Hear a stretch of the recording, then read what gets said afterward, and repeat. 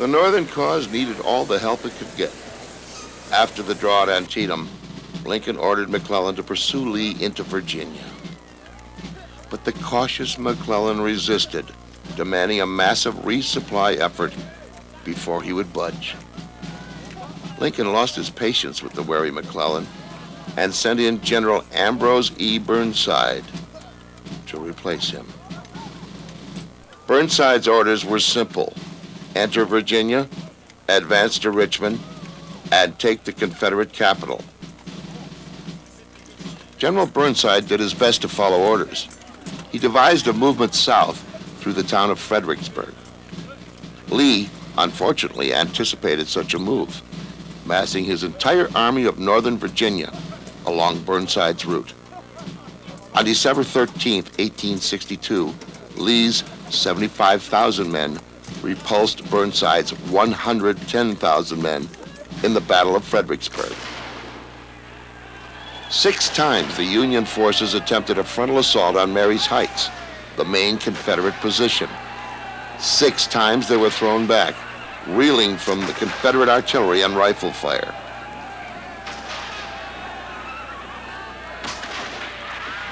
On that day, 13,000 Union soldiers were killed, compared to 5,000 Confederates killed.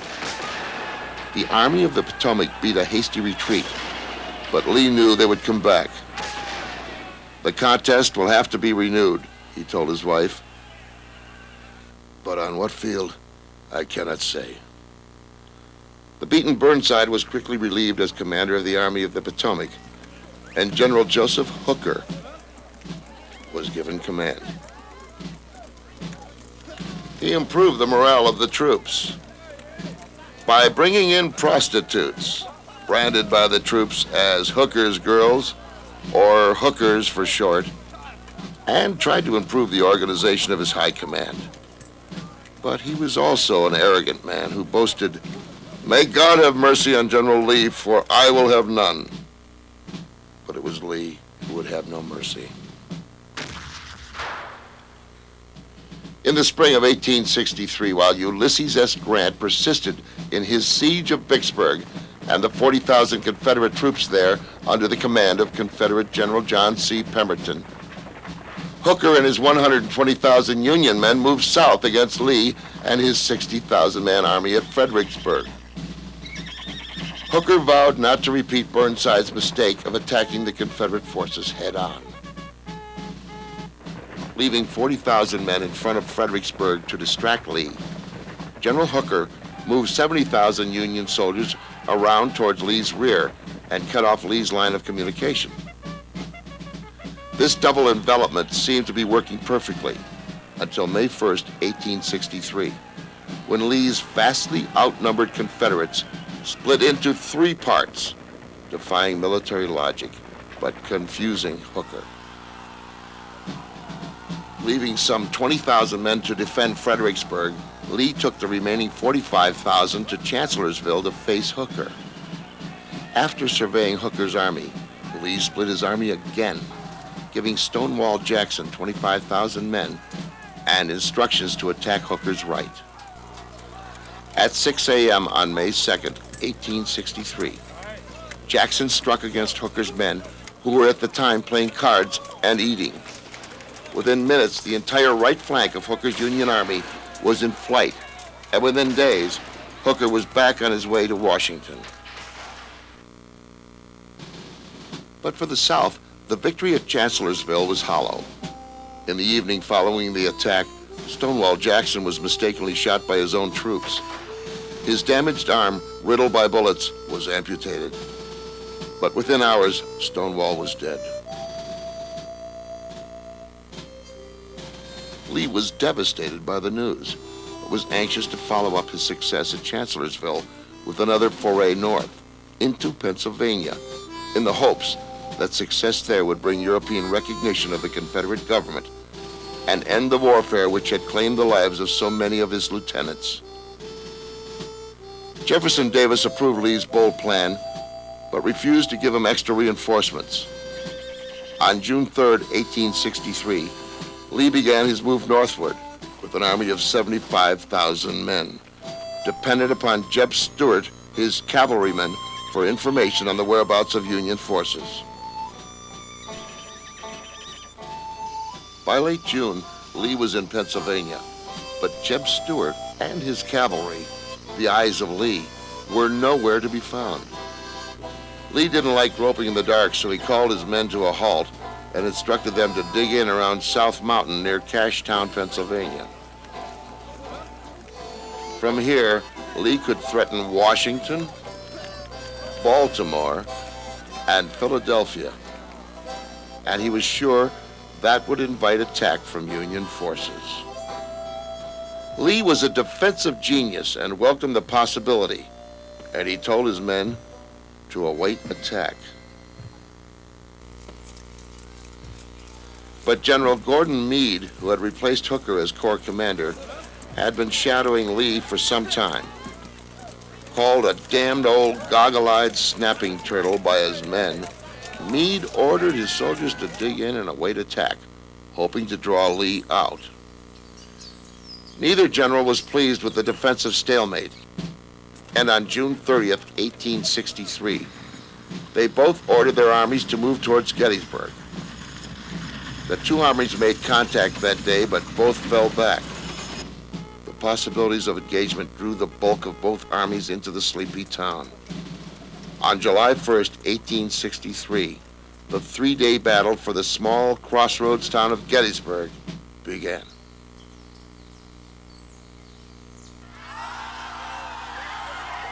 At first, the battle went well for the Confederates. At daylight, Confederate Lieutenant General Ambrose Hill drove the Union forces out of town. Rallying on Cemetery Hill and reinforced by fresh troops, the Union forces put up a ferocious defense.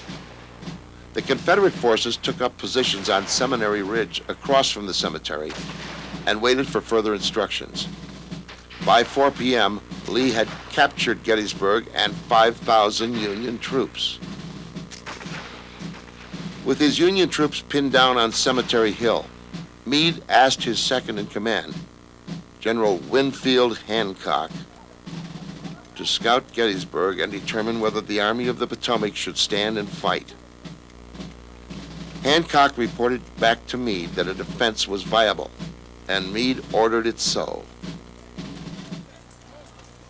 Lee, whose army still outnumbered the Union forces, ordered Lieutenant General Richard Ewell to attack the Union stronghold at Cemetery Hill, but Ewell bizarrely refused to press the advantage. By the time Lee ordered an all-out attack on July 2nd, Union forces had been strengthened. When Ewell again expressed mixed feelings about the attack on the Union position at Cemetery Hill, Lee ordered Lieutenant James Longstreet to envelop the Union left and roll up the entire line. But Longstreet inexplicably delayed following his orders. And in the meantime, General Meade deployed more Union troops southward along Cemetery Ridge. By noon, Meade had 8 corps either on the battlefield or approaching it.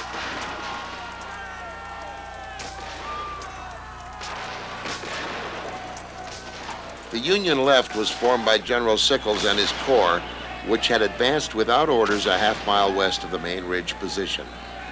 Sickles was exposed here, and Longstreet and his Confederate troops attacked, driving around Little Round Top and Devil's Den in a series of frontal attacks, followed by a series of enveloping attacks on Sickles' right.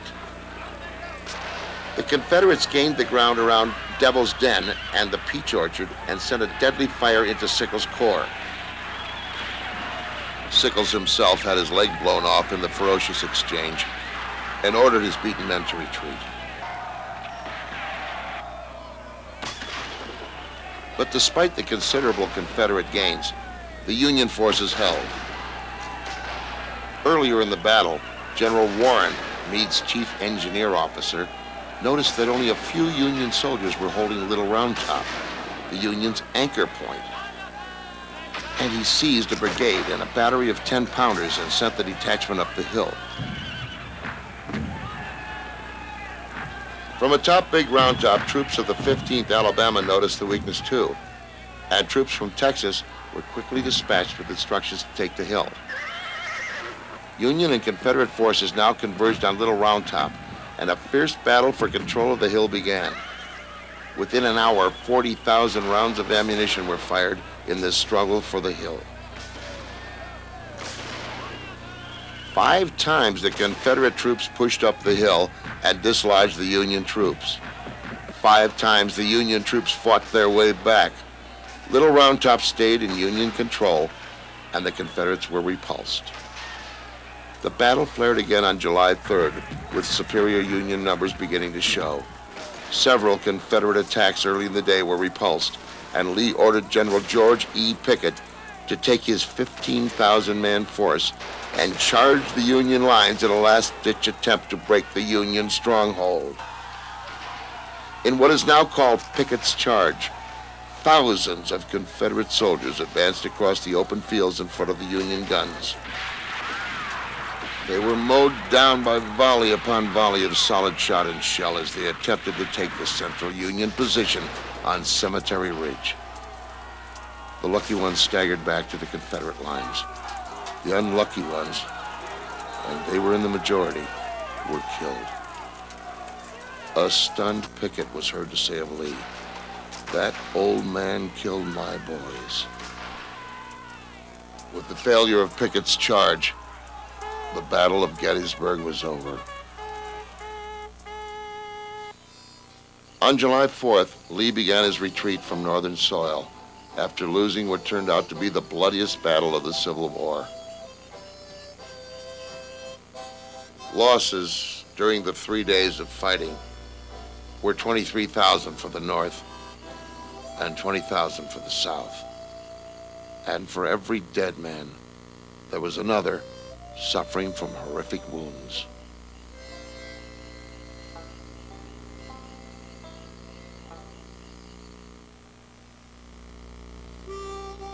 General Sickles survived the battle but lost a leg, which he kept in a miniature casket and donated to the Smithsonian. Later in life, Sickles would go to the museum once a year to visit his leg and to remember the carnage that was Gettysburg.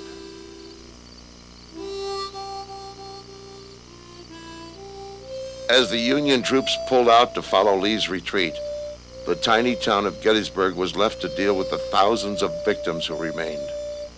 Horses and men lied putrefying in the sweltering summer heat. Many of the houses and farms along the periphery of the battlefield suffered intense artillery damage. As both sides began burying their dead, the heavens opened up with a heavy summer downpour, drenching the battlefield and washing the blood from the rocks and grass. This made the task of retrieving and burying the dead even more cumbersome. Thousands of bodies were pulled from the rocks at Little Round Top.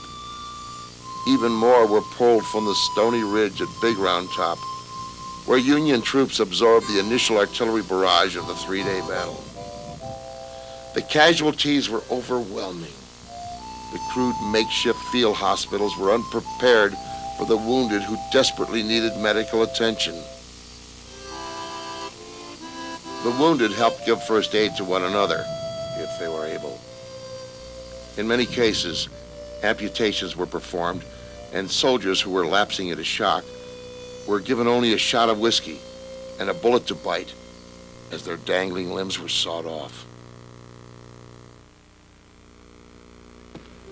The carnage and suffering caused by Gettysburg and the battles preceding it were beginning to sicken both sides and destroy morale.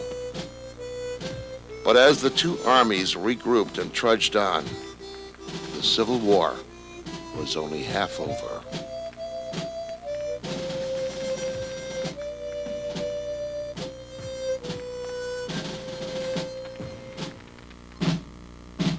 Meade's stunning victory over Lee at the Battle of Gettysburg in early July 1863 provided a dramatic end to the Union's poor combat record in the East and forever smashed the Confederacy's hope of invading the North.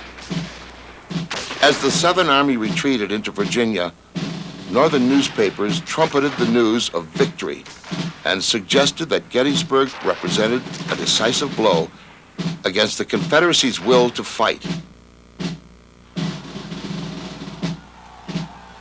But a much more significant victory had been won by Union soldiers during the spring and early summer in the West, where General Ulysses S. Grant marched his men through impenetrable swamps to seize Jackson, Mississippi.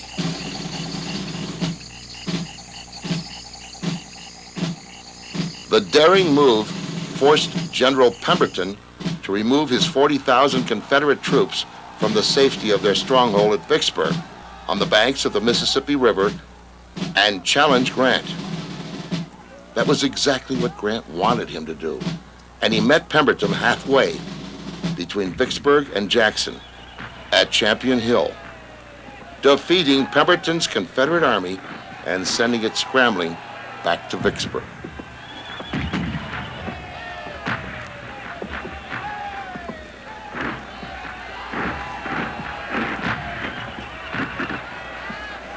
Grant followed closely behind the retreating rebels, and when they reached Vicksburg, Grant attempted to take the city by storm. Twice the Union Army attempted a frontal assault on the heavily fortified town. Twice it was repulsed, with heavy losses. Grant then decided to resort to siege warfare, encircling Vicksburg with trenches in an attempt to starve the Confederates out. Throughout May and June of 1863, the soldiers and civilians of Vicksburg refused to surrender to Grant, expecting an army under General Johnston to raise the siege. But Johnston had been effectively quarantined by Grant, and relief never came. On July 3rd, the very same day Pickett's doomed charge brought the Battle of Gettysburg to a bloody conclusion, General Pemberton surrendered to Grant. The Mississippi River was now firmly in Union hands, and the Confederacy split in two.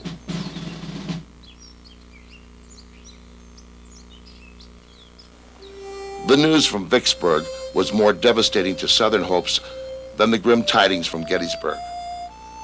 But in Washington, President Lincoln rejoiced. "The Father of waters," he said, "now flows unvexed to the sea." It was the beginning of the end for the South, but it was by no means the end. Nevertheless, things were coming apart inside the Confederate States. As Union armies swept through the South, they seized black slaves as Confederate contraband and then set them free. But the huge number of freedmen created problems, and refugee camps were set up to accommodate them. At first, the blacks were used by Union forces as laborers, but over time, they were given additional responsibilities, including guarding the camps they were in. Soon, whole regiments of blacks were forming, made up of blacks from both the North and the South, with white officers over them. By the war's end, 150,000 blacks had enlisted in the Union Army and distinguished themselves bravely.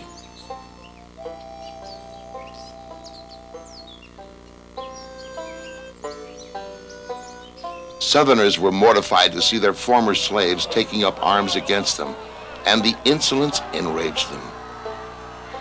This led to some of the war's worst atrocities. At the siege of Petersburg, a black division was slaughtered in the Battle of the Crater. Pennsylvania coal miners serving with the Union Army had dug a 500-foot tunnel underneath Confederate fortifications, filled it with gunpowder, and blew it up, opening a huge hole in rebels' defenses. The black division rushed down one side of the crater, but before they could storm up the other side, they were surrounded by Southern troops under General William Mahone. The Confederates in the front ranks peppered the blacks with rifle fire until they ran out of ammunition. Then they were handed rifles from the rear.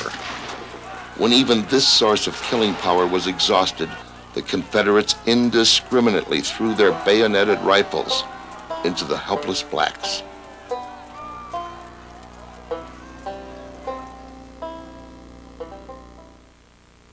After Grant's stunning victory at Jackson and Vicksburg, Union forces in the West began a thrust through the very heart of the South.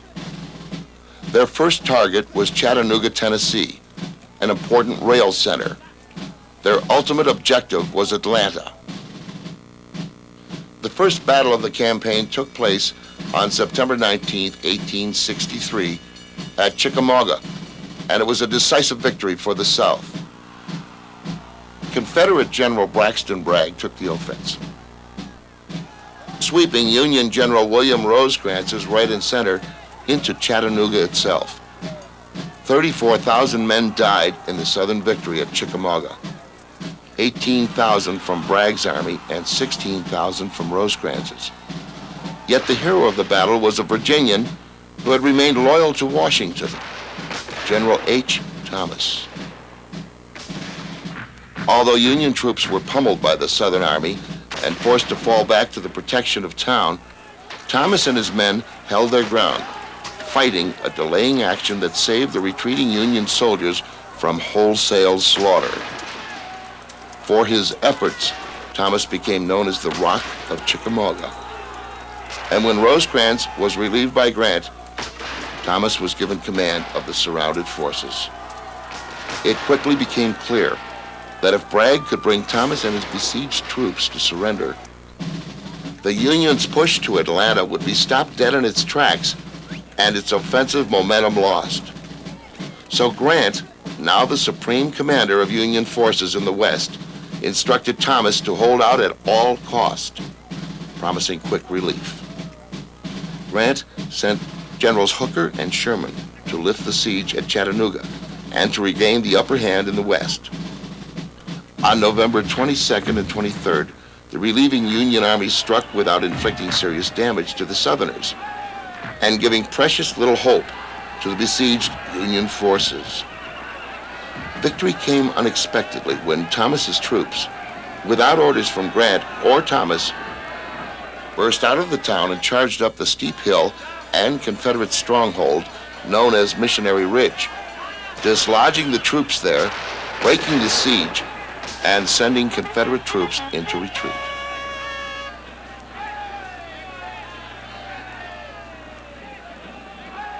One eyewitness described the capture of Missionary Ridge. 8-9 regiments rushed for the earthwork at the base of the ridge, every soldier like an arrow shot from a string which had been drawn to its full tension. Riflemen in the Confederate earthworks and belching batteries above pelted them with the hail of battle. The sun swung low over the ridge. In all its shining over battlefields, it never looked upon a more imposing rush. 2.5 miles of gleaming rifle barrels, line after line of them, and more than 150 banners, state and national, blossoming along the advance. Only the killed and wounded dropped from the ranks, which swept over the lower earthworks and captured many prisoners, and then turned and swarmed up the slopes. The colors rushed in advance, and the men crowded towards the banners. Without faltering, the flags went on. Not long, it is sadly true, in the same hands, but always in willing hands. Within an hour of the sounding of the charge, the crest of Missionary Ridge was crowned with the stars and stripes. Bragg's whole center was in flight, and 40 of his guns and 2,000 prisoners were in the hands of Thomas's victorious army.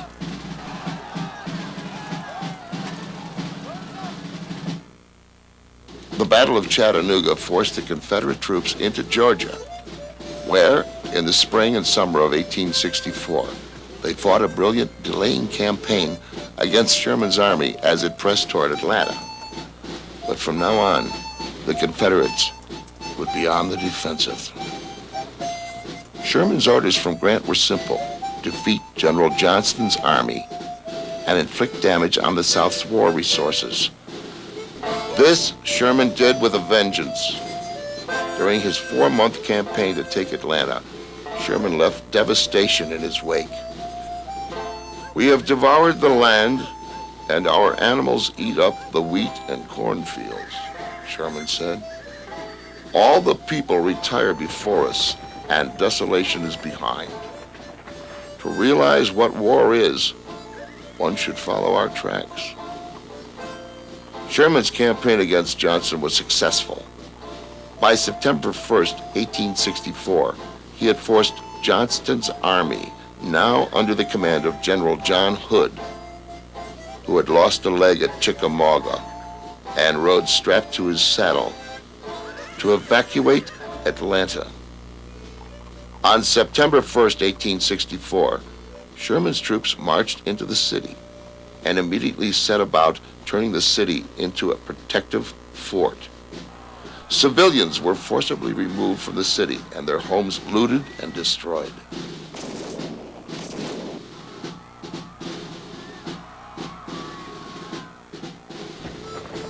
Though Hood's army continued to ride around Georgia, attempting to hit Union communication lines and supply depots, Sherman's attention now turned to the sea. Rather than hunt down the Southern Army, Sherman decided to take Grant's instructions to destroy the Confederacy's war resources seriously.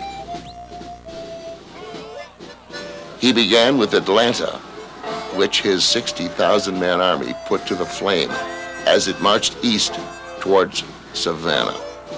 Since Hood's forces were well behind him and posed little threat, Sherman's troops spread out, leaving behind them a 60-mile-wide path of desolation.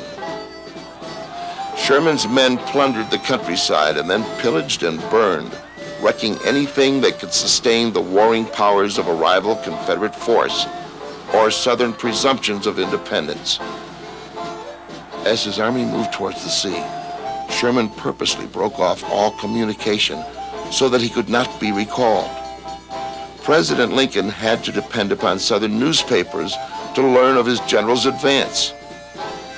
Sherman's troops ravaged the enemy's infrastructure, but much of the destruction attributed to Union troops was actually caused by bummers, lawless stragglers who followed Sherman's troops. Deserters from both sides, runaway slaves, and common criminals all contributed to the pillaging and added an indiscriminate flavor to the proceedings. Sherman himself estimated the damage done during the march to the sea to be $100 million, $80 million of it in simple waste and destruction. Some Southerners never forgave Sherman for his campaign. One observer, Dr. D.H. Trezevant, wrote a book on Sherman that damned him in no uncertain terms. The utter devastation, Trezevant wrote, of the whole country makes him one of the most ruthless invaders that ever cursed the earth by his presence. Attila the Hun shrinks in insignificance when compared to Sherman. While Sherman's men burned, looted, and destroyed in the South, back in the North, it was election time. It was the first free election ever held during wartime, and the result was an unpredictable, shrill campaign. In effect, the election became a judgment on the issue of war itself. Lincoln and his Republicans argued for continuing the war, although there were divisions even here, and some of the more radical Republicans split from the party and nominated men who vowed to wage an even more horrific war on the South. The Democrats were, for the most part, opposed to the continuation of the war, and they nominated General McClellan on a peace platform. The party's proposal to end hostilities resonated with many Northern voters. Although Lincoln's Emancipation Proclamation, which freed slaves in rebel territories, invested the Northern cause with the sanctity of a crusade, many Northerners were appalled by the casualties coming out of the struggle. Even when the Union won in the battles like Gettysburg and Shiloh, the dead numbered in the tens of thousands, and the people grew weary of a conflict that seemed like it would drag on forever. When the casualties lists from Gettysburg were published in New York City, riots broke out. Enraged citizens burned enlistment centers, beat up blacks, and fought soldiers and police in pitched battles. Thousands of civilians were either killed or wounded in the week-long melee, and a deep sense of dissension seemed to settle on the Northern cause. That discontent grew during the early months of 1864. Although Sherman's advance into the heart of the South was a signal victory, in the East, Grant had become bogged down in a siege of Lee's forces at Petersburg, Virginia. For months, the two armies had faced each other from trenches dug in the suburbs of Petersburg and engaged in a horrible war of attrition. Although Lee faced double his numbers in the Union troops, Grant was unwilling to make costly frontal attacks on Lee's dug-in men, and a stalemate ensued, which tried Northern patience. Petersburg stood between the North and the Southern capital of Richmond, and as long as Lee stubbornly held on, Northern hopes for a drive to Richmond were dashed. The war weariness of the North bordered perilously on defeatism, and the Democrats looked like they might carry the election. Even Lincoln seemed resigned to such a development. "It seems exceedingly probable," he wrote on the eve of the vote, "that my administration will not be reelected. Then it will be my duty to cooperate with the president-elect as to save the Union between the election and the inauguration, as he will have secured his election on such ground that he cannot possibly save it afterward." Yet, despite the North's discontent, Lincoln won re-election, garnering 212 electoral votes to McClellan's 21. The nation, it seemed, had given Lincoln a mandate to continue the costly war against the South. Lincoln's generals continued to wage war against the rebels and started bringing news of victory home.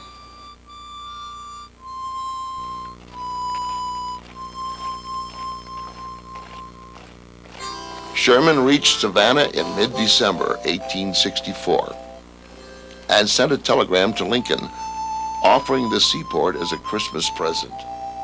Sherman then turned north towards the Carolinas, following the same scorched earth policy he'd employed in Georgia. When his troops reached Columbia, the capital of South Carolina, on February 17, 1865, they burned it down.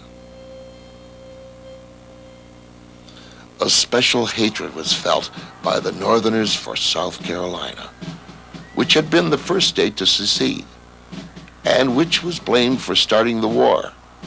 And that hatred was evident in the Union Army's actions at Palmetto State. Sherman's policy of total war destroyed the Southern will to fight, even as it crippled its war machine and brought the inhabitants of the surrounding areas to their knees. Even eyewitnesses sympathetic to the Northern cause were appalled by the destruction and plunder of Sherman's advance and by the apparent hypocrisy at work. Black women, for instance, were often violated by the liberating armies, according to novelist William Gilmore Simms. Regiments, he wrote, subjected scores of these poor women to the torture of their embraces. Horrid narratives of rape are given, which I dare not attempt to individualize. But Simms did report one incident where a black woman in Columbia was raped and then drowned in a mud puddle by a Union soldier.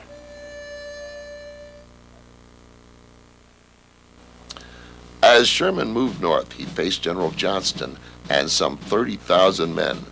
It was the only significant Southern army other than the one under Lee facing Grant at Petersburg. But Sherman denied Johnston the sort of pitched battle that, if lost, would have forced the Union Army to retreat to the safety of Atlanta. Frustrated by this, the Confederacy decided to force the issue with a last-ditch attempt to push the Union armies out of the South. Lee's plan for the campaign was as daring as anything he devised at Second Bull Run or Chancellorsville. It called for Lee and his Confederates to withdraw from Petersburg and abandon Richmond, and then move south where they would meet up with General Johnston in North Carolina and force Sherman into battle. Once Sherman was defeated, Johnston and Lee would swing around and confront Grant's forces, pushing them back beyond the Potomac. It was a desperate plan, but by 1865, the South was very desperate. On April 2nd, 1865, Lee and his troops evacuated Petersburg and began what turned out to be their final march. Intending to move south, they instead straggled west, harassed by Union cavalry and never getting the provisions they were promised.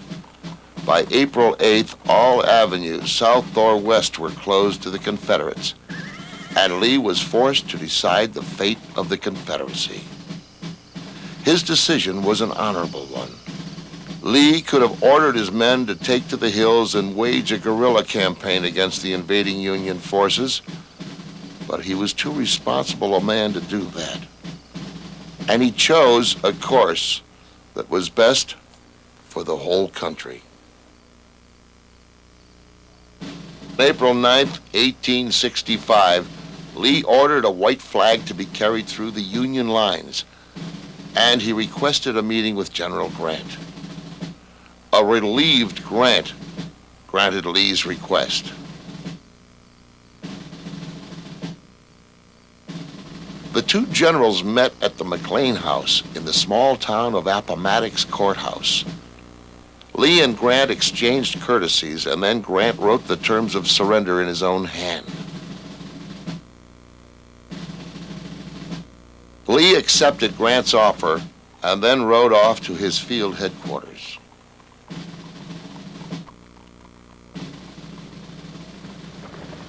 When news of Lee's surrender reached Union troops, they began to shout and fire off their guns and cannons in celebration. A somber Grant ordered the Union soldiers to stop. "The war is over," he told his men. "The rebels are our countrymen again. America has been changed forever by the Civil War."